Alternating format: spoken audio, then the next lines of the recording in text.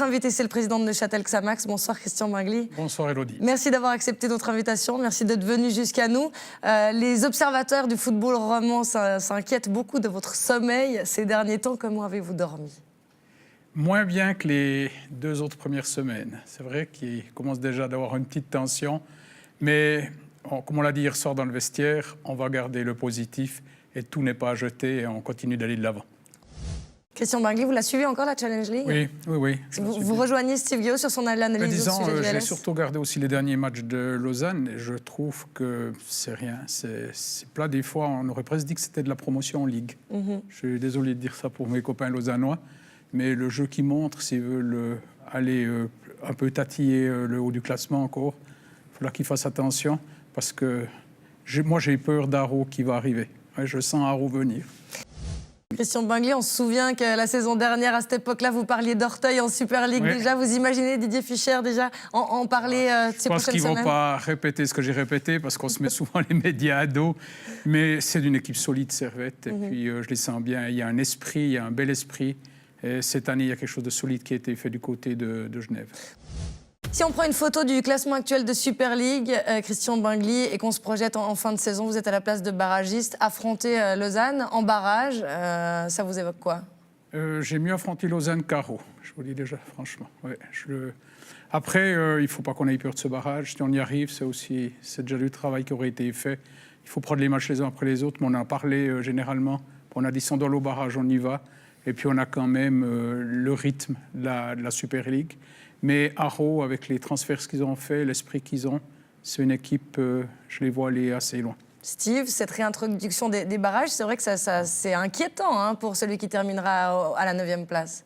Alors, c'est une nouveauté, évidemment, pour les équipes de Super League. Par contre, c'est tout bénéfice pour les équipes de Challenge League. Je crois qu'il fallait quand même qu'on rende un petit peu plus attractif ce championnat de Challenge League, donner au deuxième cette possibilité quand même, parce qu'on a vu que ces dernières années, le premier était souvent bien premier déjà à Noël. Et M. Bingly parlait d'un orteil. Moi, j'avais presque envie de dire qu'il y avait déjà un pied à Noël en Super League. Donc, voilà. Mais c'est clair que pour les équipes de Super League, en l'occurrence aujourd'hui Xamax, si elles devaient rester dans cette situation-là, ça reste quand même des matchs où vous avez une équipe qui a plutôt une dynamique de perdant, en parenthèse, face à des équipes qui sont plutôt dans une dynamique de gagnant. Avant de refermer cette page de Challenge League, Christian Bingly, la question qui pique, évidemment, c'est évidemment pas ce qu'on souhaite à Neuchâtel Xamax, mais si votre club devait redescendre en Challenge League, vous resteriez? Oui, je resterais. Et pour moi, je pense qu'on a tout appris cette année. On a déjà les 6 premiers mois. Et redescendre pour mieux rebondir, ce n'est pas quelque chose qui est néfaste. Ça reste du football.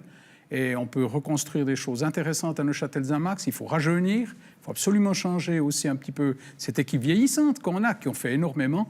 Il faut ramener quelque chose du sang nouveau. Et pour moi, une descente en challenging ne serait pas une catastrophe. Ça m'ennuie parce qu'on s'y plaît en Super League. Et puis, j'aurais vraiment envie qu'on y reste. Christian Bingly, quelles sont vos impressions sur ces 2 équipes? C'est vos 2 prochains adversaires avec Neuchâtel Xamax. Nous, on ne peut pas trop faire les malins puis juger les autres, j'entends. Mais on sait que quand on était à Sion, Casami nous avait déjà bien ennuyés. Et c'est quand même du solide, ils ont des individualités.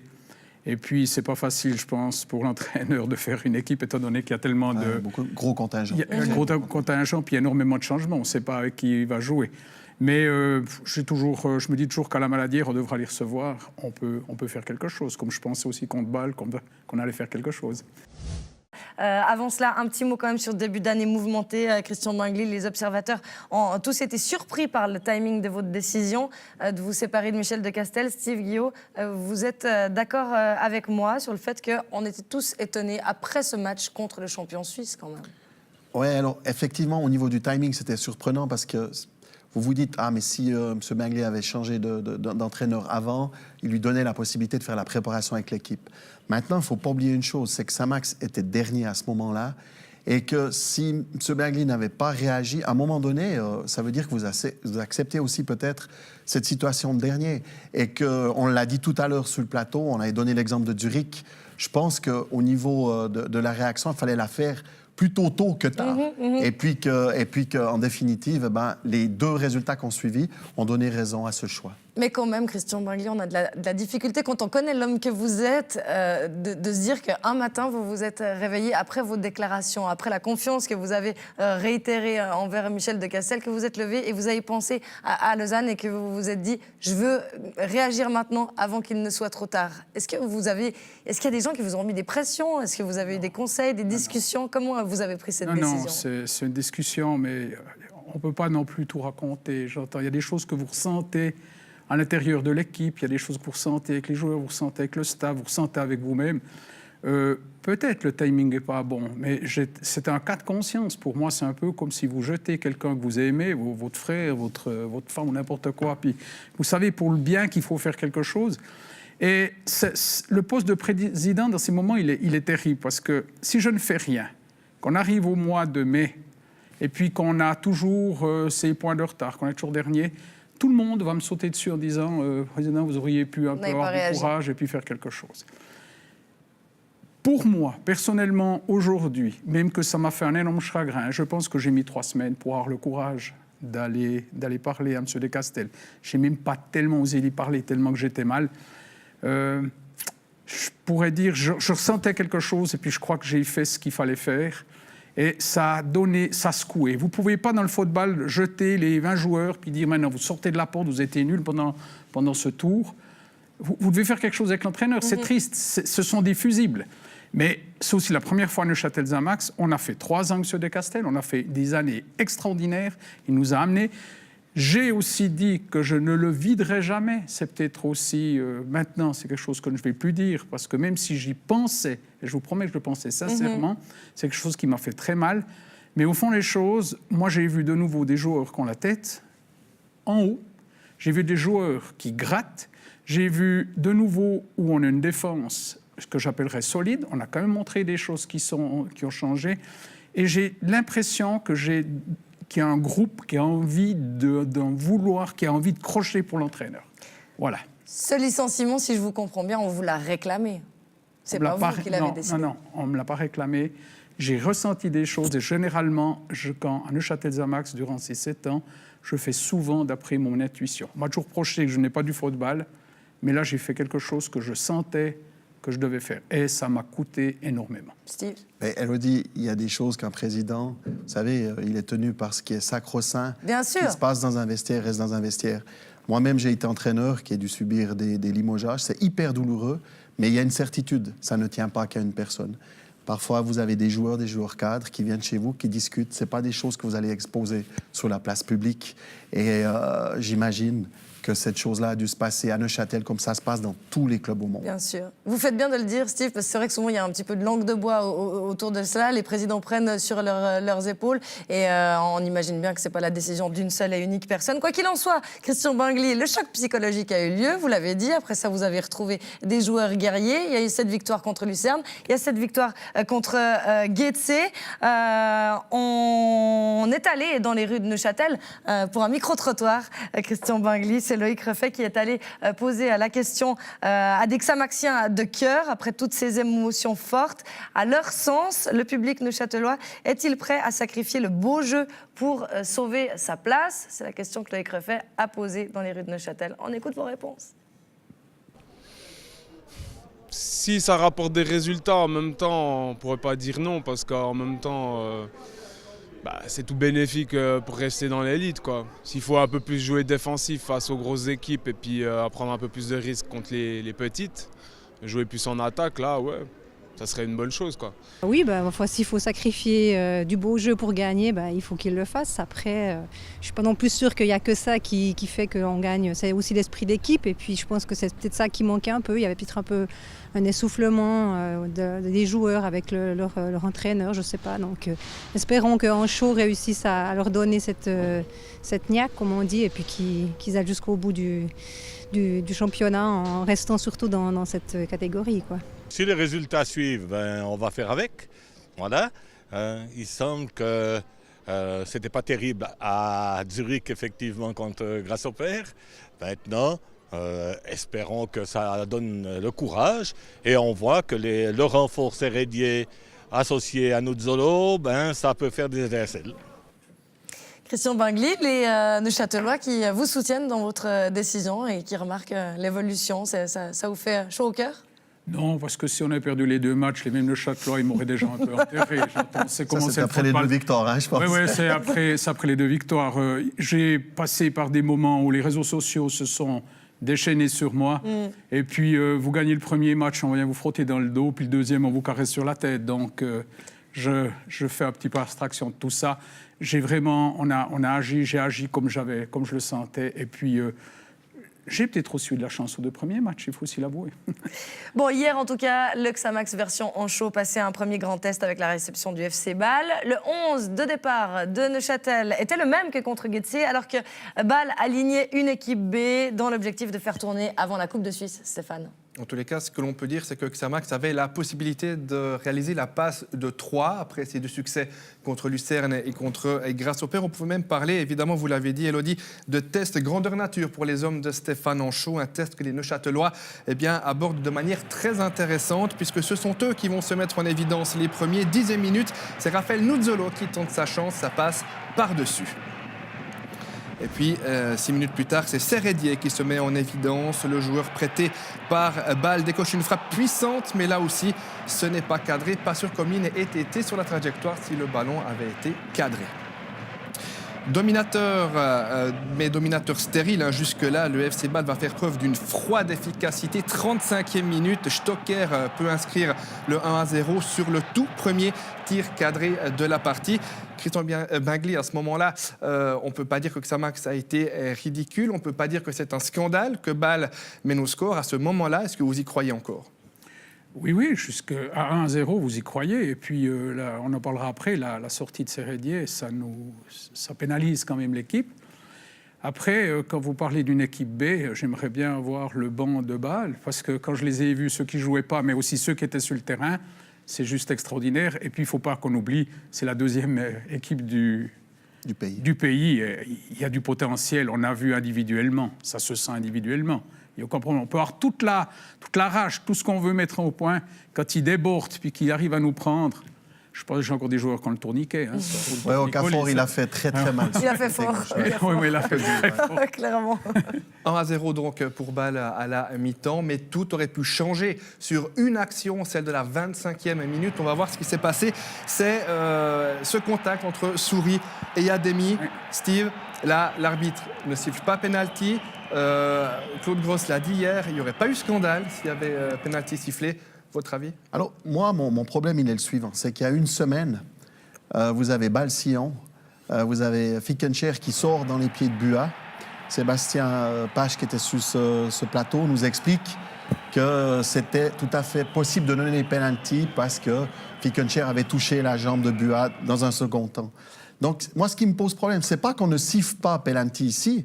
Par contre, ayant une ligne de conduite, si vous sifflez une semaine avant, vous devez siffler là. Parce que clairement, il touche effectivement, Souris touche d'abord la balle, mais ensuite, il touche clairement la cheville d'Ademi. Et certainement qu'Ademi a eu plus mal que Bua. Donc, c'est ça, moi, qui me pose un problème. C'est qu'il y a un manque de ligne de conduite, clairement. La saison prochaine, ce sera fini, ça, avec la VAR ? Ouais, on aura d'autres problèmes. Ça dépend. Si on l'utilise comme en Italie puis en France, ce ne sera pas fini. Non, on aura d'autres problèmes. Je crois que la VAR ne va pas tout résoudre, parce que c'est quand même l'arbitre au dernier point qui doit prendre la décision. 1-0 donc pour le FC Bâle après 45 minutes de jeu. On pouvait se dire que les Rhénans allaient laisser l'emprise du jeu à Neuchâtel. Eh bien non. En tous les cas, au début de la deuxième période, les Bâlois vont accélérer. Ils vont manquer le 2-0 d'un rien. Tout d'abord sur cette frappe d'Okafor, 57e. C'est la transversale qui repousse son envoi. Okafor déjà passeur sur le 1-0, on le rappelle. Et puis 9 minutes plus tard, c'est le poteau qui va renvoyer un essai de Stocker. Et ensuite, c'est Laurent Walter, comme souvent cette saison, qui va s'interposer sur une frappe de Campo. Steve, à ce moment-là, Xamax n'est pas malheureux, Xamax tient et l'espoir demeure. Oui, alors c'est que 1-0. Et puis, vous ne savez jamais.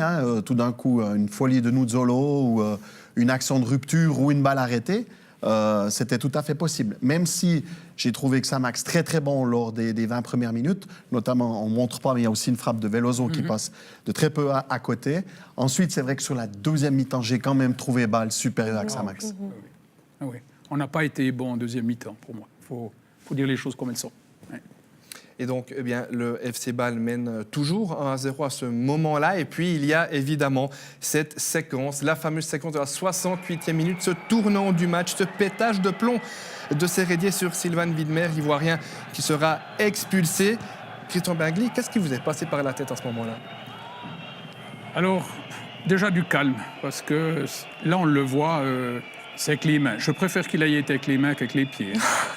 Mais ça change déjà le nombre de dimanches. Par contre, dans le Vous vestiaire... êtes optimiste quand même. Oui, vous, oui. vous savez voir le verre à moitié. Oui, exactement. Ouais. Dans le vestiaire, je suis allé discuter vers lui. Il est venu, il était désolé. Il y a deux choses qui m'ennuient, et puis c'est pour ça, si on prend trop dimanche, je vais faire recours. Il s'est fait allumer par ses collègues, Souchi et puis Widmer, tout du long. Ils ont été grossiers, ils ont été malhonnêtes. Personne ne savait, mais hier Sérédier a perdu son oncle. Pour une personne qui sont sensibles, comme les Africains, qui ont causé un point avec la famille, c'est important. Il a tout donné. Quand il est allé saluer les spectateurs, on a vraiment senti un Sérédier qui était prêt. Après, des fois, il y a aussi une... Qu'est-ce qu'on va dire? Une espèce de justice. À Berne, son premier match. Là, il doit être sorti, parce que quand il y a le VAR, on voit aussi que la faute qu'il fait, il doit être sorti. Il n'a pas été sorti. Maintenant, j'ai été discuté avec l'arbitre, il a été poussé des mains, il est obligé de lui mettre le carton. J'aimerais qu'on ait 2 de dimanche, mais pas plus. S'il y a plus, je fais recours et tout, parce que c'est aussi facile. On sait que c'est son petit défaut, il s'emporte, mais les collègues ont bien vu son défaut, puis ses anciens coéquipiers, puis ils l'ont allumé, et ça m'ennuie. Et ses coéquipiers actuels, ils sont fâchés contre lui? Non, Sérédier était triste, et puis il a dit maintenant, on a donné 2 jours de congé, et puis il a dit mardi, je vais m'excuser auprès de l'équipe. Moi, ce qui m'ennuie, c'est les matchs où il ne sera pas là. Bien sûr. Et ça, pour moi, c'est un gros problème. Steve, ses voix de fête, c'est quoi? 2 à 4 matchs? Ouais. Ce sera au minimum 2. Peut-être que le problème de Sérédier, c'est que c'est quand même un récidiviste. Ouais. Maintenant, il y a provocation. C'est ce qui peut faire que ça diminue la sentence. Maintenant, ce qui est un petit peu dommage, c'est qu'on sentait qu'il était surmotivé. En début de match, on voit qu'il avait une envie qui était énorme. Et Sérédier surmotivé, ça reste un petit peu un problème dans la gestion des émotions. Mais justement, quand on est Sérédier, quand on sait qu'on joue contre Bâle, qu'on va être provoqué, et quand on sait que pour Xamax, c'est tellement important d'être sur le terrain, même si on est insulté, on peut comprendre, évidemment, on est insulté tout du long, au bout d'un moment, on pète un plomb, mais quand on est Sérédier, est-ce qu'on ne peut pas être au-dessus de ça et se dire... Bon, mais quand on a Zinedine Zidane aussi, on est au-dessus de ça. Alors, c'est clair, bien sûr. Moi, je pense que quand on est un Sérédier, c'est son caractère qui ressort, c'est difficile. Il a reçu des coups, il a reçu des trucs, il m'a expliqué tranquillement, j'ai vu le bonhomme, ça y a fait mal. Ouais, ça y a fait mal, parce qu'il vient à Neuchâtel-Xamax, on parle de la CAN, il va se mettre en avant, mais il vient pour donner un coup de main. Et le bonhomme dans le vestiaire, c'est juste extraordinaire. Il a des gags, il rigole, il engueule ses copains. On a eu l'autre jour un match où on a eu Ademi qui voulait commencer d'aller parler avec l'arbitre. Il s'est secoué au milieu pour le remettre à l'ordre. C'est le patron du vestiaire. Et puis, on peut quand même lui dire merci, parce qu'Aguetse, c'est lui qui nous fait, on va dire, qui nous aide pour les 3 points. Et l'assist contre Lucerne aussi. On l'a vu, hein, effectivement, il apporte son caractère, il apporte aussi du leadership à ce milieu de terrain. C'est ce qu'on avait besoin. Mais ce chien fou, quand même, entre guillemets, quand vous l'accueillez, vous savez qu'il va y avoir des débordements. Et je crois que M. Chaud lui a parlé cette semaine, lui a rendu attentif, attention. On le sait, on m'avait dit, Sérédier, ça peut être extraordinaire, mais ça peut être aussi fou. Ce n'est pas la première fois qu'il se fait expulser. J'aimerais juste qu'il y ait une justice et puis qu'on tienne aussi compte. Parce que si on met 4 dimanches, après, on va aussi aller de l'avant. Bon, on en reparlera évidemment sur ce plateau. Cette partie ne s'arrête pas là, Stéphane? Non, effectivement. Donc après cette expulsion, eh bien, on le sentait venir quand même depuis un petit moment dans cette partie. Bâle va marquer le 2-0. On retrouve Okafor, on retrouve cette superbe frappe enroulée. Cette fois-ci, elle ne laisse aucune chance à Walter. Steve, au-delà du geste magnifique, c'est de loin pas immérité pour Bâle, cette victoire. Non, j'ai presque envie de vous dire que Xamax est tombé sur un bon Bâle. Un Bâle qui est quand même dans une dynamique très positive. Si je ne fais erreur, c'est 6 matchs gagnés, ou en tout cas sans défaite. Et puis, j'ai trouvé un bal pour une équipe B, Elodie, étonnamment. 7 changements depuis le match C'est vrai. précédent. Kohler l'a dit en avant-match. J'ai fait tourner mon effectif en vue du quart de finale de coupe. Si vous Mais pouvez on me est d'accord permettre, que le je pense contingent l'équipe est extraordinaire. A joue absolument. moins bien que l'équipe B. Mais peut-être qu'ils Parce qu'ils vont, voulaient se montrer. vont Mais gagner non, leur place de titulaire. C'est j'ai le trouvé- principe du foot. Hein. J'ai vraiment trouvé l'équipe assez surprenante dans sa manière de jouer, notamment en deuxième mi-temps. Non, puis bon, ils ont récupéré des blessés, etc. C'est sûr, Bâle, ça fonctionne. Hein. On l'a dit, Loïc Ruffet est parti dans les rues de Neuchâtel pour sonder l'optimisme des Neuchâtelois. Dans ce deuxième micro-trottoir, il leur a demandé si ce renouveau, depuis l'arrivée de Stéphane Anchaud, pouvait durer et permettre à Neuchâtel-Xamax de se maintenir dans l'élite. Christian Bingli, vous allez voir, dans ce micro-trottoir, il y a quelqu'un que vous connaissez bien. En tout cas, les 2 matchs qu'ils viennent de faire, ça prouve qu'il y a du potentiel. Donc c'est vrai que moi, je ne suis pas forcément pour le changement des entraîneurs parce que l'entraîneur ne fait pas tout. Mais là, en l'occurrence, en tout cas, ces 2 matchs, ça a l'air d'avoir donné quelque chose. Donc ouais, moi, je crois. Ah ouais, ils vont réussir. Oui, je pense que c'est possible parce qu'on a quand même une équipe qui est bien en place, qui a eu du jeu avec des cas. Et puis maintenant, Chaudon, ce qui manquait peut-être un petit peu, c'est cette grinta, puis cette hargne au bord du terrain. Donc les joueurs sont entraînés dans cette hargne qu'il a, lui. Donc c'est un ancien de Première Ligue, donc d'Angleterre. Donc il a vraiment ce jeu-là dans la tête. Et puis je pense que, en tout cas pour le moment, c'est la seule façon pour essayer de se sauver. Moi, je pense que ça peut durer jusqu'à la fin de la saison. C'était le déclic qu'il fallait, même si j'aimais beaucoup Michel de Castel. Il a fait un énorme travail. Mais voilà, la Super League, quoi, c'est autre chose. Et puis je pense que là, ils sont plus derniers. Hein, donc c'est de bon augure. Moi, je pense qu'ils vont se maintenir, sans problème. Ouais, sans problème. Sans problème, hein, il faut être optimiste. Vous avez reconnu le deuxième intervenant. Hein. Oui, c'était... Claude Christen. Exactement, l'adjoint de ce Catila, quand on était, je crois, jusqu'en Première Ligue. Oui, exactement. Donc ce micro-trottoir qui a été réalisé, on le rappelle, après les 2 premières victoires. Vous le disiez avant, Christian Bingli, si vous aviez perdu, vous pensez que Bon, ils m'ont relâché, bien sûr. Oui. le soutien populaire auquel vous avez fait appel, notamment financièrement dans le premier tour, ça vous a donné un écho? Vous avez eu des retours par rapport à ça? Oui, alors c'est vrai qu'on a reçu, pas ce qu'on pensait, mais on sent qu'il y a beaucoup de soutien, mais les gens qui viennent au match, ce sont des amoureux, mais qui ont aussi des petits moyens. Là, le soutien des grands, non, il n'y a personne dans les grands qui sont venus puis qui nous ont dit, tenez ça pour un transfert. Mais je crois qu'on peut être content, on a quand même une moyenne de 5000 et quelques, 5005 spectateurs, si même plus avec le match d'hier, c'est quand même pas si mal pour le canton de Neuchâtel. Compte tenu justement de la région, du tissu économique, est-ce que vous pensez, même si sportivement ça suit évidemment, que Neuchâtel puisse s'installer durablement dans l'élite? Mais disons aujourd'hui, pour moi c'est un miracle qu'on soit en Super League. Avec notre budget, quand je regarde notre budget, le nombre de points par rapport à ceux qui ont 22, 25, il y en a quand même jusqu'à 60 millions. C'est extraordinaire. Les gens devraient apprécier d'avoir peut-être à Neuchâtel de nouveau une équipe en Super League.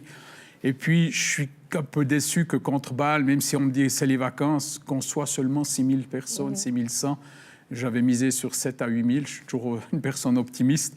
Et ça m'ennuie aussi pour les joueurs parce que il faut qu'on sente la ferveur. Mais par contre, je ne peux pas toujours me plaindre parce que on est les seuls sports à Neuchâtel qui tirent autant de monde. Président Bingli, vous avez une image de président humain, honnête, sensible. On vous a vu pleurer notamment lors de la promotion. Vous avez fait toute l'histoire. Vous êtes avant tout quand même un supporter de Neuchâtel-Xamax, de la deuxième ligue à la Super League. Il faut quand même se le rappeler. On en a souvent parlé sur ce plateau. C'est difficile de prendre du recul en tant que supporter que vous êtes de base. On sent quand même que vous avez évolué et que vous avez changé, que vous avez la peau un petit peu plus dure. Je l'ai un peu plus dur, disons. Mais quand vous aimez quelque chose, vous vivez avec ça. Pour moi, Xamax, avec ma famille, mon travail, c'est toute ma vie. On vit Xamax, on fait nos journées en fonction de Xamax, nos vacances en fonction du calendrier de la Swiss Football League. Après, ce que je constate, c'est que pour moi, les réseaux sociaux sont la pire des choses qu'on a actuellement. Vous avez des gens qui Ça, c'est pour tout le monde, dans tous les milieux. Oui, dans tous les milieux. Les gens se défoulent. Il y a des gens qui se défoulent et qui ne viennent même pas au match, qui racontent n'importe quoi. J'ai reçu aussi des SMS, j'ai reçu des WhatsApp, mais injurieux, des choses... J'ai reçu des lettres aussi, de temps en temps, des choses qui sont abominables. il faut se blinder. J'ai eu de la peine au début. Maintenant, ça va un peu mieux et j'assume parce que c'est tellement versatile. C'est 6 000 spectateurs, c'est 6 000 entraîneurs, c'est 6 000 personnes qui la ramènent. Et puis, il y en a beaucoup qui ne connaissent rien de ce qui se passe à l'intérieur d'un club. Et si je devais faire en fonction de tout ce qu'on me donne comme conseil, je pense qu'on serait même en 5e Ligue. Le troisième volet de notre micro-trottoir, Loïc Refait, a demandé aux Neuchâtelois s'il était possible de garder ces principes, justement, d'honnêteté, de sensibilité quand on évolue dans le monde, parfois sans état d'âme du football professionnel. On vous écoute. Oui, si on reprend, si on veut bien, un Xamax de l'époque où on n'est pas forcément, on gagne pas forcément toute sa vie grâce à un club, comme du temps de Gilbert, où il y en a qui travaillaient à 50% et puis que malgré tout, ils étincelaient le dimanche sur des terrains. Il faut garder ces principes. Je pense que c'est tellement dommage qu'il y a tellement de domaines où le côté humain disparaît. Donc oui, M. Bingli, je pense qu'il est vraiment... il fait encore partie de cette tranche de personnes qui ont ce côté humain. On a senti que c'était pas facile pour lui de prendre cette décision. Après, il y a aussi des pressions inévitablement aussi économiques derrière lui. Donc il a dû prendre cette décision. Mais je pense que son côté humain, c'est tout à fait possible d'avoir pour gérer des équipes. J'espère en tout cas. Il a toujours eu ce caractère-là, même en dessous, donc il était toujours très touché quand il devait se séparer d'un joueur ou différentes choses. Et c'est clair que lui, à la base, avec ce qu'il a dit, peut-être qu'il l'a dit trop vite. Hein, donc j'en reviens à qu'il n'allait jamais licencier des cas. Mais à un moment donné, vous savez, être fleur bleue à ce niveau-là, c'est difficile. Il y a des époques où on pouvait, mais maintenant, je ne pense pas. Steve Guillot, une réaction ? Je trouve déjà que la dame qui avait les lunettes sur le front parle vraiment bien. Il faut que je l'invite. Voilà, vous lui demandez son numéro ou c'est quoi ? Je vais aller souper cette semaine avec elle. C'est très sensé, puis c'est tout en votre faveur et votre club. Absolument. Mais on parle de nature. Tout à l'heure, on parlait de la nature de Sérédier. Monsieur Bingli ne peut pas changer. C'est une nature humaine. Et on parle de Gilbert, j'imagine qu'on parle bien de Gilbert Facchinetti. Il avait déjà cette grandeur humaine. Il était énormément aimé à Neuchâtel pour cette raison-là. Et que M. Bingli est seulement un digne successeur. Maintenant, il y a ce côté business. Qu'à un moment donné, on parle de fleurs bleues, effectivement. Je crois que là, vous pouvez, à un moment donné, vous devez aller au-delà de votre nature, en fait. Et je crois que c'est ce que vous nous avez expliqué tout à l'heure par rapport à la déchirure de la séparation avec l'entraîneur. Christian Bingli, je voudrais quand même vous poser une question par rapport au FC Thun que vous citez en exemple depuis très longtemps. Qu'est-ce qui manque à Neuchâtel finalement pour fonctionner si bien que le FC Thun ? Mais je crois qu'il nous a manqué un petit peu d'expérience. Si on a gravi ces échelons très rapidement, en 6 ans, vous êtes de la 2e Ligue Inter, vous êtes à la Super League. Avec, souvenez-vous, il y a 6 ans, vous partez avec 400, 500, 600 000 francs de budget pour arriver à 8 millions. Il y a eu un énorme travail. On est tous des gens qui ont remonté le club, qui ne s'étaient pas issus du football, une équipe de copains, de copines qui sont encore là. Et moi, je pense qu'on a fait un excellent boulot. Maintenant, il faut qu'on consolide la maison. Et puis, c'est pour ça que je vous disais, si vraiment, par malheur, il y avait quelque chose qui devait se produire, ça nous permettrait aussi de recréer encore les bases. On a les bases, mais il faut consolider la maison. Il nous faut du M21. On est en train de voir pour faire une commission sportive. Il faut qu'on ait une cellule de scouting. C'est toutes des choses qui nécessitent de l'organisation, mais aussi du coût. Et il nous a manqué du temps. Il nous a vraiment manqué du temps. Je vois que les décisions d'aller choisir des joueurs entre l'entraîneur et le président, ça peut plus se faire comme ça. Il faut qu'on s'y prenne à l'avance. Se professionnaliser, évidemment. Exactement. C'est ce que font les autres clubs. Et puis mais on a appris quelque chose. Xamax qui respire quand même mieux. Christian Bingli, vous avez suivi cette rencontre, en tout cas la fin, les dernières minutes avec nous. Vous étiez quand même pour que Young Boys s'impose finalement. J'aurais aimé cet après-midi que Thun et puis Young Boys s'imposent. Il faut quand même dire les choses. Sans jouer les faux culs, oui. Absolument. Exactement. Bon, finalement, Jean-Pierre Nzamé vous a sauvé la mise. Merci infiniment.